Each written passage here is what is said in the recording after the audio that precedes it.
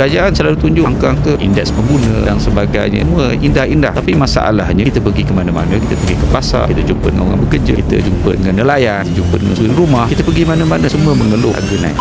Dulu kenderaan-kenderaan seperti pacuan 4 roda digunakan untuk mengangkat sayur, mengangkat ikan dan sebagainya, dan gunakan untuk sektor pekerjaan, ke tapak-tapak pembinaan dan sebagainya menggunakan enjin diesel. Tiba-tiba orang terbalik, dah jadi lebih mahal daripada RON 97. Jadi macam tak rasional. Saya faham kerajaan apabila menyebut tentang rasionalisasi, tujuannya adalah antara lain untuk mengawal ketirisan katanya. Ini adalah masalah yang betul berlaku keadaan di mana diesel kadang-kadang disalahgunakan subsidi ini oleh mereka yang tidak sepatutnya, dan begitu juga kita faham dari segi keperluan untuk meimbangi dasar fiskal negara, barangkali berkaitan hasil negara dan sebagainya. Tetapi semua ini mestilah mengambil kira keadaan rakyat sendiri. Kalau kita tengok rasionalisasi ini berlaku mula-mula pada tahun 2024 apabila kerajaan mengumumkan rasionalisasi yang pertama. Pada waktu itu harga diesel dalam Jun 2024 salah saya, ketika itu harga diesel RM2.15 seliter pada masa itu. Kemudian apabila diperkenalkan rasionalisasi subsidi, diesel naik jadi RM3.35, masa itu naik 56%, dan kemudian apabila berlaku perang tiba-tiba melonjak luar biasa, naik sehingga RM4.67. Yang terkini saya rasa dalam RM30 lebih. Dan ini menjejaskan banyak sektor dalam kehidupan rakyat. Kos sara hidup, nak ke sekolah, makanan yang nak dibeli, apa kita makan. Jadi kerajaan selalu tunjuk angka-angka indeks pengguna dan sebagainya, semua indah-indah. Tapi masalahnya kita pergi ke mana-mana, kita pergi ke pasar, kita jumpa dengan orang bekerja, kita jumpa dengan nelayan, kita jumpa dengan suri rumah, kita pergi mana-mana semua mengeluh harga naik. Kerajaan kata wah betul harga naik, tapi kerajaan dah bantu untuk tingkatkan pendapatan melalui contohnya gaji minimum naik sampai 1,700 dan sebagainya. Masalah naik gaji pun, tapi kalau harga barang naik lebih pada kadar lebih tinggi daripada kenaikan pendapatan, kesan bersih ini adalah rakyat menanggung.